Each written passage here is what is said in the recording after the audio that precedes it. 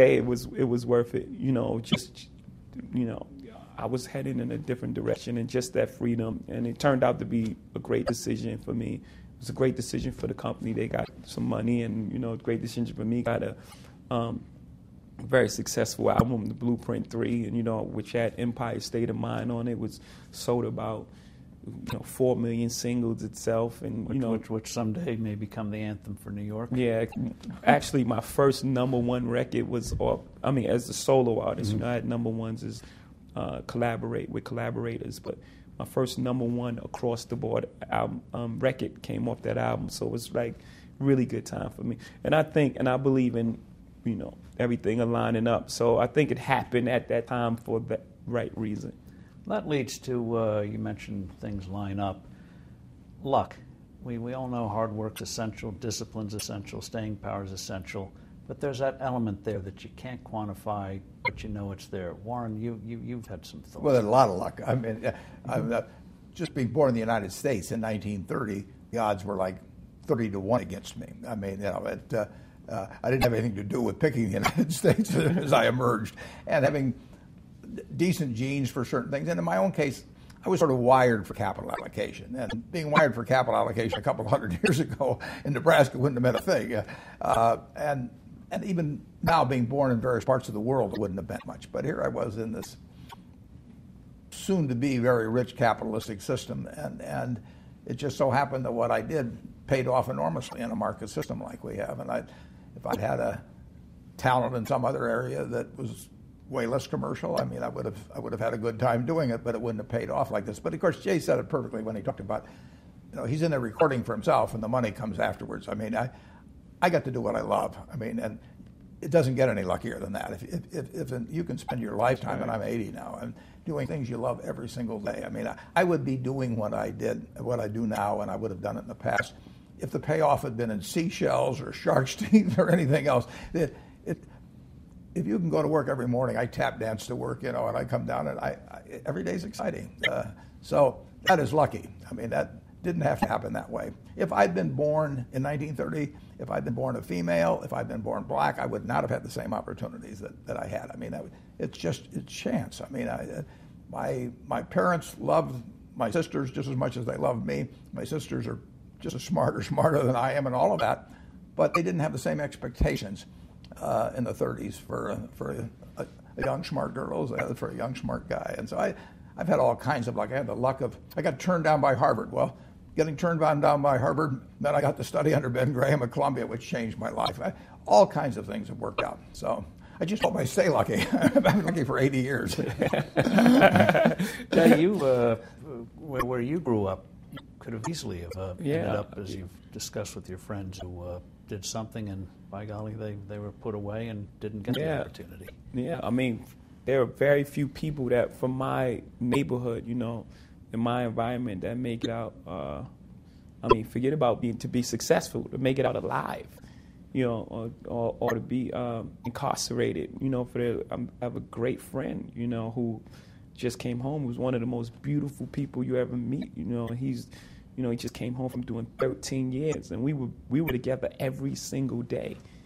And had it not been for music and music taking me out, at the right time, my life could very easily have been his.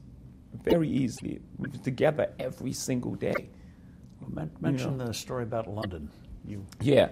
So they did, we were into different things. We were into a lot of street things, and just so happened I had a talent to make music. And a guy by the name of Jazz, who I started out with really early, he got the opportunity, he got to deal with EMI. He had the opportunity to go to London to record his album. And, I went along with him, and we waited for 2 months. Well, in that 2 months, there was a sting operation. And they took, my friend I'm talking about, took him away for 13 years. And the only reason I was in there because I was away, doing this music stuff. Amazing. Business models. We've touched on it, that just because you've done something right before, with the music business, they're accustomed to doing things a certain way. World changes, they can't adjust. Warren, what advice do you have? You've seen it in the newspaper business. You made your name. Washington Post, Buffalo News. Right. Legalized monopoly. 30 IQ, you could put them in those businesses and they'd succeed. Yeah, right. and then now they're It happens. all crashing. It happens. I mean, street railways were big here almost 100 years ago.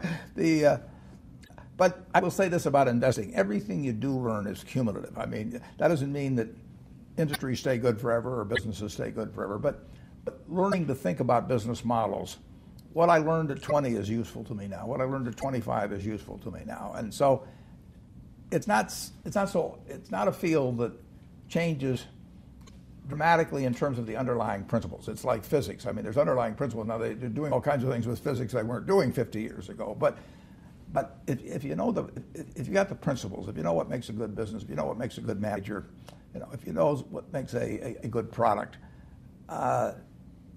and you learn that in one business, there is some transference to other businesses as you go along, and you learn what things you're not going to understand. I mean, knowing what to leave out is as important as knowing what to focus on. And I don't think I can win every game. Somebody said, "How do you beat Bobby Fischer?" You play him any game except chess. So I don't play Bobby Fischer chess. And there's a lot of value to learning that over time and learning what you're good at and what you're not good at. And Jay, your business is like in the newspaper business. You yourself have said that record companies are anachronistic, that they lost it with Napster. Explain how they did it and what you learned from it and how you think you can go forward and survive in an environment where what had been true for decades is no longer true. Yeah, I think that's a big thing about a business is recognizing change. The variables are not the same. There's a big thing called the internet, so it changes the landscape of everything. I think the consumption of music is at an all-time high, but as we see, the music business is down. So something has to be done there. It was a time in music where a hit solved everything. You just had a hit; it didn't matter what was going on. Get a hit, and it solved everyone's problem. Covered a lot of sins. That's no longer true. Not today, and I think, just having that mentality for so long, I think the music business is still stuck in that place because,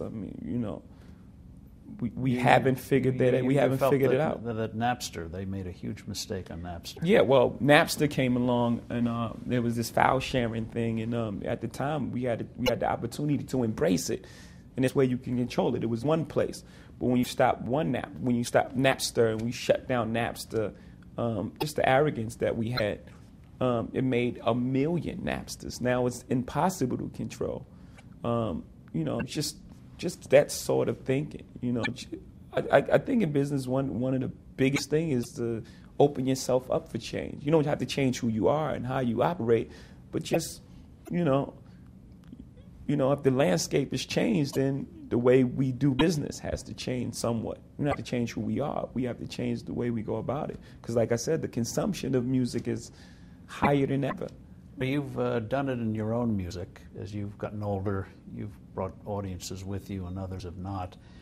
What are you doing in terms of the model that's been shattered in music? You mentioned when you left the record label company, you saw you had to do certain things. How are you recreating a model that can work in the future? For one, we're taking our time with artists and artist development. For two, there's just so many different parts of the business that we're in. For a long time, music wasn't into touring. Now they're making up these 360. I don't want this to be like a record company bashing thing. But now they're doing this they bash themselves. You can do it now. You couldn't have done it 20 years ago. Yeah. This whole 360 model, and it's like that's not what the record company does. The record company is not in the touring business. So why would an artist sign rights to you, and that's not what you do? That's not your area expertise. But we're with the biggest concert promoter there is. So there's, we're into publishing. There's just so many different aspects of music. We're into more of it now, and we're getting better at it. Just to open up different avenues, to make ourselves